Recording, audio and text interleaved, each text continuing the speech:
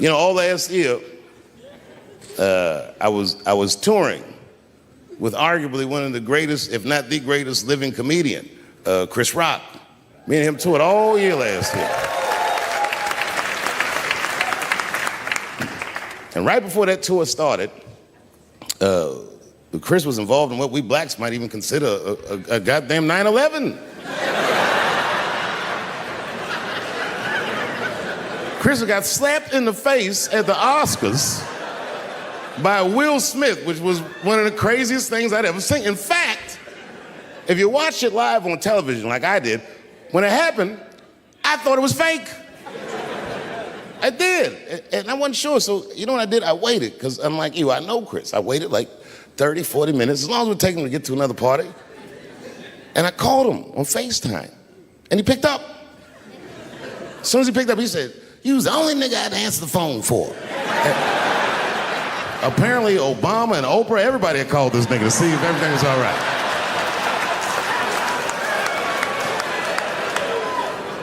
And I thought it was fake. I didn't know. So I asked him, I go, well, you know. He said, "What?"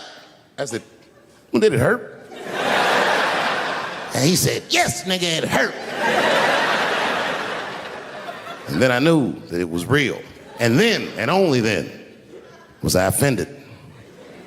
And I wasn't just offended that he got slapped. That was only half of it. The real offensive part was that after he slapped him, this nigga Will just sat down and enjoyed the rest of his evening. It was crazy. It was just...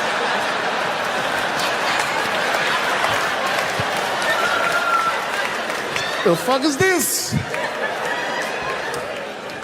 And then all year, we was touring, and I couldn't wait to see what he was going to say in his special about this slap. And I toured him all year, but the night he taped his special, Chris was one of these guys that's crafty.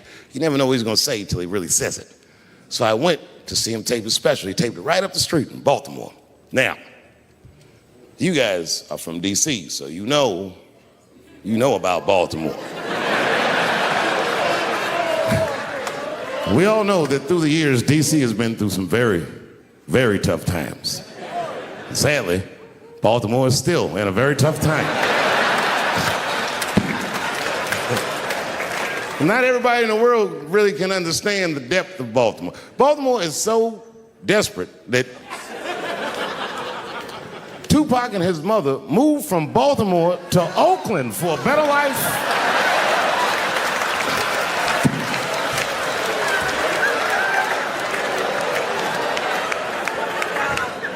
And Chris Rock went so hard in the paint, and I can't believe he did this, he shocked a Baltimore crowd. I didn't even know that was possible. I started doing comedy around here. Shocked them. And you know what he said that got him? He looked at the crowd, he walked out. I didn't expect him to say this. He looked at the crowd, it was all black, Baltimore black.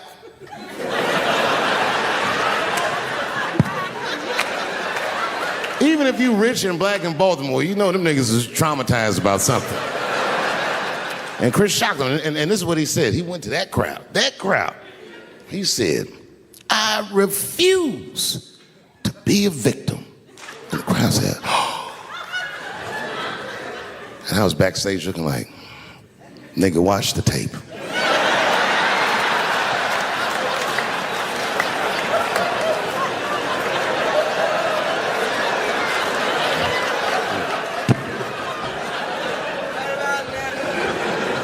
Do you know this strip club in D.C. called Camelot? Is that still open? Yes. Well, I know what I'm doing after the show. I gotta tell you. The other day, my wife called me creepy. You know, I frequent strip clubs. I don't want to, you know, it's something I like to do. And my wife said I was creepy because I go to strip clubs by myself. Is that creepy? I think that's better than going with the fellas. That's creepy to me. Hey, y'all, let's all go to the strip club and get our dicks hard together as a group of friends. Drive home in a quiet car and not talk about any of the things we've seen or done. No, nigga, I go by myself. But my wife doesn't understand why I go to the strip club. It has nothing to do with sex, you understand? I need a pinch of sexual energy in a room to relax, but it's more about being out. I like the music. A few naked chicks in there, it just makes me feel good. But I'm not trying to like socialize or meet anybody. You know, sometimes I go to the strip club and I bring a book. I do, and I sit right by the stage because the reading light is better.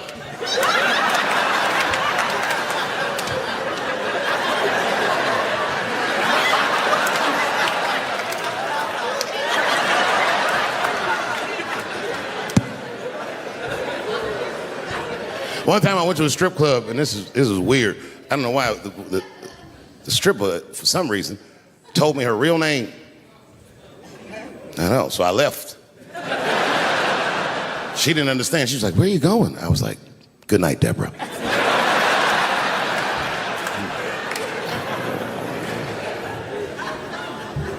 God bless her, but my wife is mistaken about my life. She told me once she thinks my job is fun. My job is a job. I'm fun. It's too dangerous, man. I've been married a long time.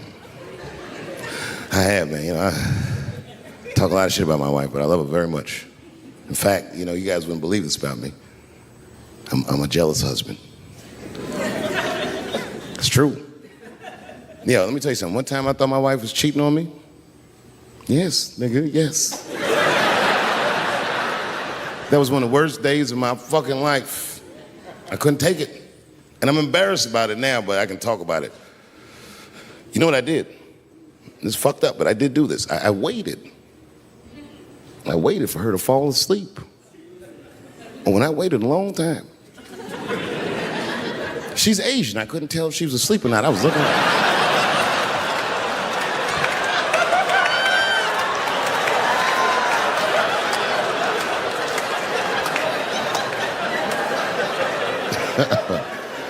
And when I was sure she was asleep, you know what I did?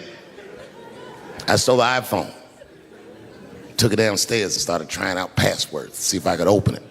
I couldn't figure out the password. Then I remembered it's iPhone. This shit has facial recognition. I was just like, oh. And that shit opened right up.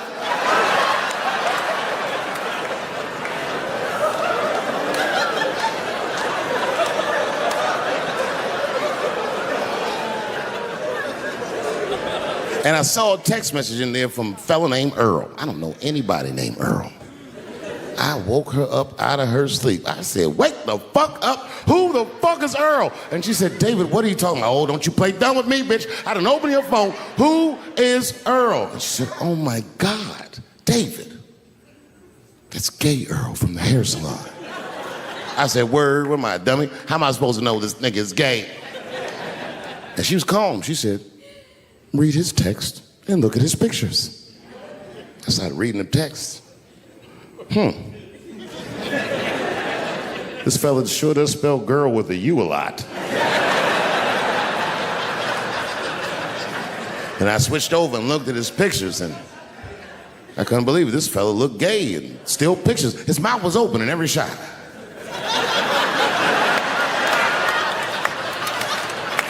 And then I knew she was telling the truth. And then I felt like dumb. I said, I'm sorry. I'm sorry. Okay, I'm sorry. Here, take your phone. I'm sorry, just go back to sleep. I'm sorry, I guess I just been insecure because all this cheating I've been doing. Good night.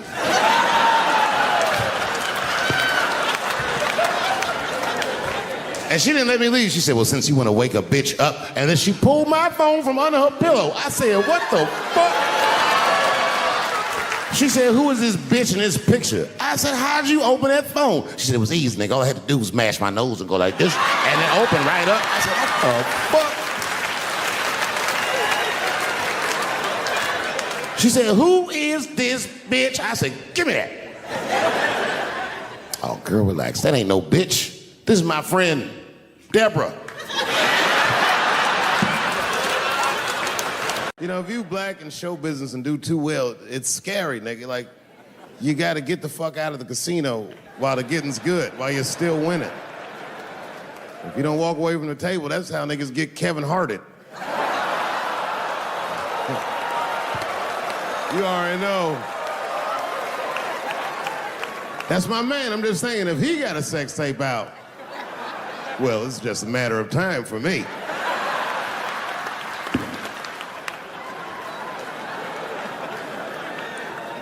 But you know why I be thinking sometimes I want to stop doing comedy? And you know, I don't want to sound like a braggart saying this, but the real reason I want to stop is because I'm too goddamn good at it. I'm dope, nigga. No, I'm not even exaggerating. It's not exciting.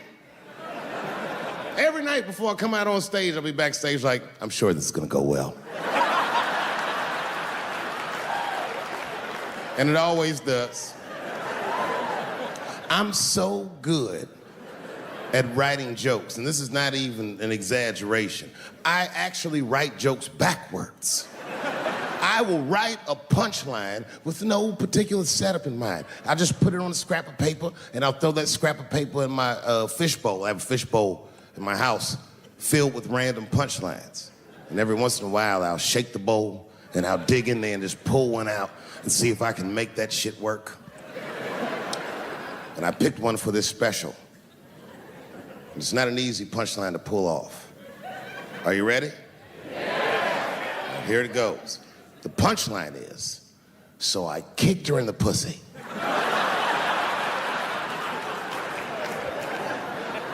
I haven't finished the joke yet.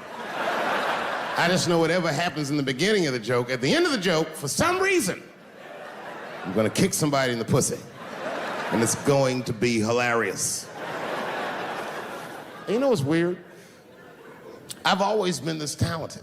I can't remember a time when I wasn't. You know, when I was growing up, I was probably about 8 years old, and at the time, we were living in Silver Spring. Yeah.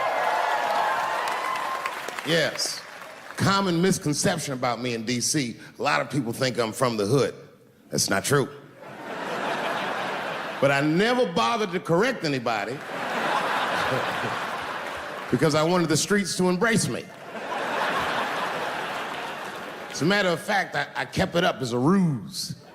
Like sometimes I'll hang out with rappers like Nas and them, and these motherfuckers will start talking about the projects. Yo, it was wild in the PJs, yo. And I'll be like, word, nigga, word. But I don't know. I have no idea. My parents did just well enough so that I could grow up poor around white people.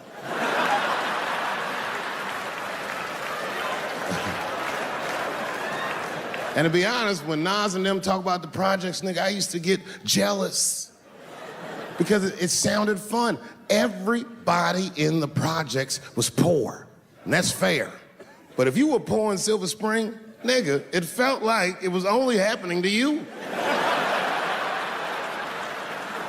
Nas does not know the pain of that first sleepover at a white friend's house. When you come back home on Sunday and just look at your parents like, y'all need to step your game up. Everything at Timmy's house works. Remember the first time you saw that? In a cold winter, and you'd be at a white friend's house and see the motherfuckers in their living room without their coats on?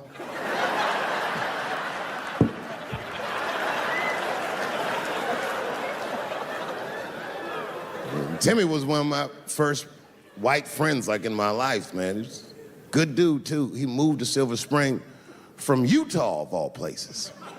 I guess his family was affiliated with that Mormon church they got down there, and me and him used to hang out. And one day I was at his house, we were just hanging out, and Timmy says, Dave, why don't you stay for dinner tonight? I said, oh, man, I'd love to, but I can't. If I'm not home before dark, my mother will kill me. That was a lie. My mother had several jobs. I hadn't seen her in 3 or 4 days.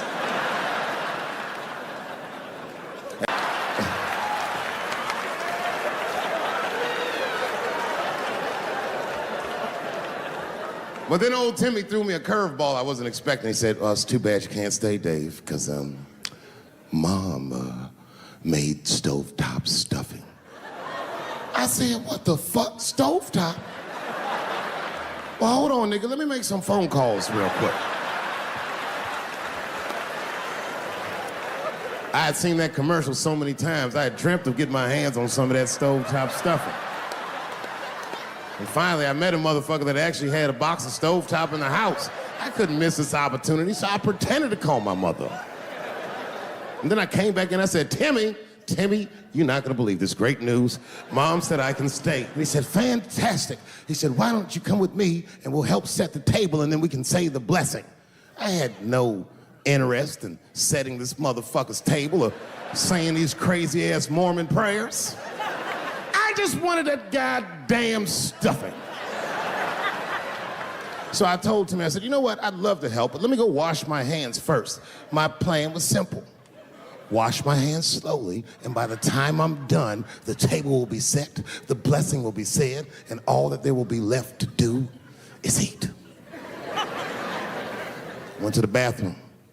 I washed my hands very slowly. I must have been in there for about 10 minutes. And suddenly, one of his mothers came to the door.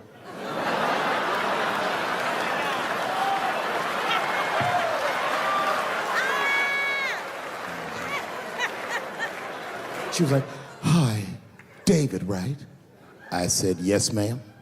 She said, Timmy tells me that you're planning on staying for dinner. I said, I hope that's not a problem, ma'am. She says, no, it's no problem. In fact, we'd love to have you. It's just that we weren't expecting company. And I'm afraid there's not enough stovetop stuffing for everybody. So I kicked her in the pussy. Bam! Ladies and gentlemen, I told you I'm dope, nigga. I told you what I was gonna say and you still didn't see it coming. And that's why I make the big bucks.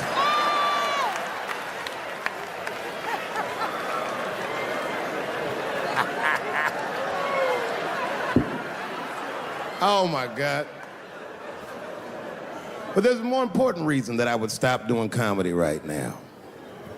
And this reason is the real reason that's been percolating, and it really is the crowd, not you. I'm talking about the crowd on the big stage. It's too hard to entertain a country whose ears are so brittle. Motherfuckers are so sensitive, the whole country is turned into bitch-ass niggas.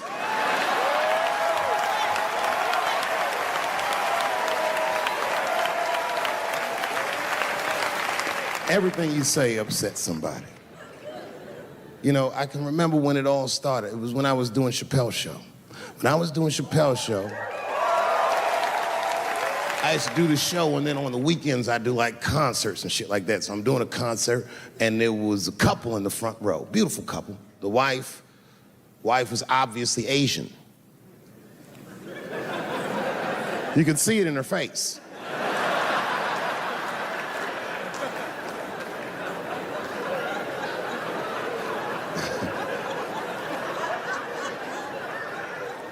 The husband, this motherfucker was mysterious, to say the least. Couldn't quite pinpoint where he was from. Caramel-colored fella, very nice hair, but he could have been from anywhere. Bangladesh, Mexico. I can't guess with a nigga like this. All I knew for sure about this guy is that his wife was a bitch. I could see that in her face, too. No, he was laughing and having a good time, and she was scowling at me at a goddamn comedy show. I couldn't figure it out. And then I realized at some point that she was pregnant, and I was smoking on stage. I said, oh my God, that's probably why she's mad. So I started to put my cigarette out, but then she hit me with one of them fake non-smoker calls. So I just kept smoking. I thought to myself, bitch, that babe will be fine, relax. If you are asking my ethnicity, I am Chinese. And her husband was just cool about the shit. He was like, I'm Mexican, bro. I said, well, I'm sorry if I offended you by asking, but you're a very beautiful couple. And miss, there's no question that you're gonna give birth to the hardest working baby this world has ever seen.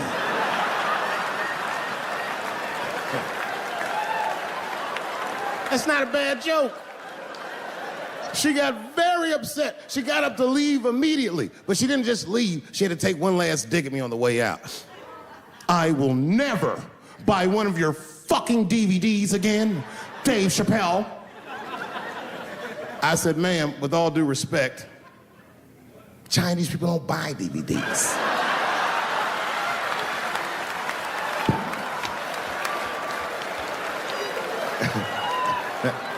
And the crowd went crazy. We were all laughing, having a good time. I didn't even think anything of it.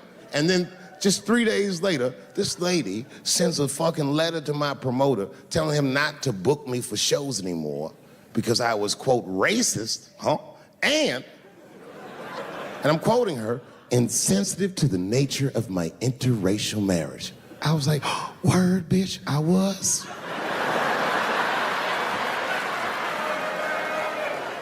If she had just done a little bit of research, she would know that I myself am in an interracial marriage. That's right. In fact, my wife is Asian too. Surprise, bitch, I'll see you on Thanksgiving.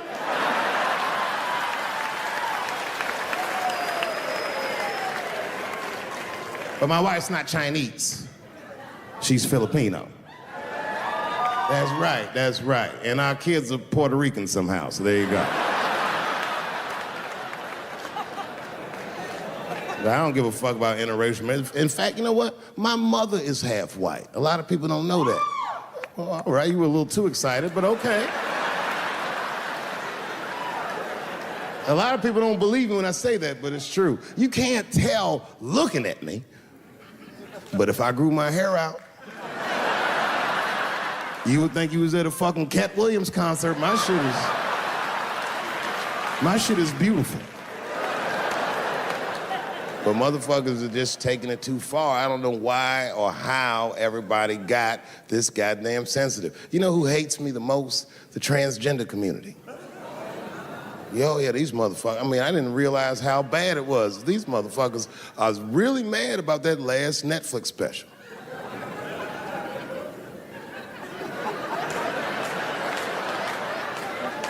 It's tough, man. I don't know what to do about it, cause I like them. I always have. Never had a problem with them. You know, just fucking around. As a matter of fact, I think I make fun of everybody, and I mean, as a group of people, they have to admit, it's kind of fucking hilarious, man. I'm sorry, bro. It's like, I've never seen somebody in such a hilarious predicament not have a sense of humor about it. They're born feeling like there's something other than they're born as, and that's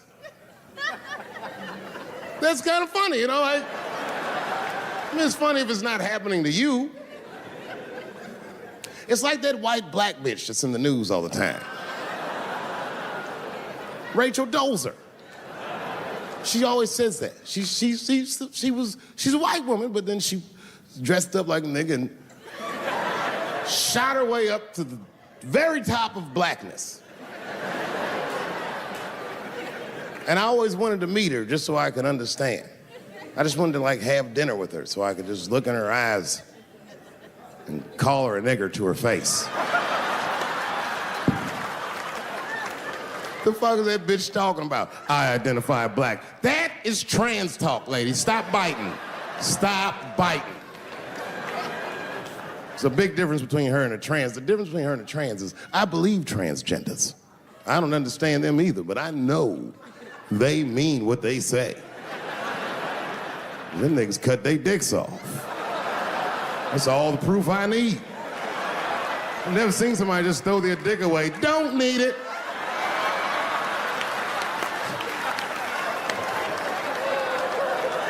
I don't understand, but I believe you and I support your decision, motherfucker.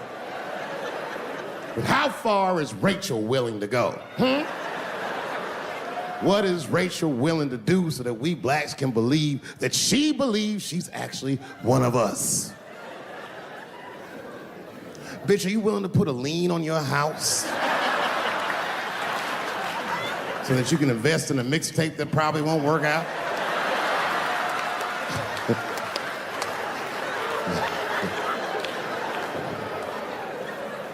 She didn't even change her name. Didn't even change her name. Her name is Rachel. I can't believe in that name. If you want my support, you're gonna have to change your name to the blackest shit I've ever heard. Bitch, you're gonna have to change your name to Draymond Green. I don't know a blacker name than that. That shit is black on paper. If you type Draymond Green into Airbnb, that shit will log off automatically.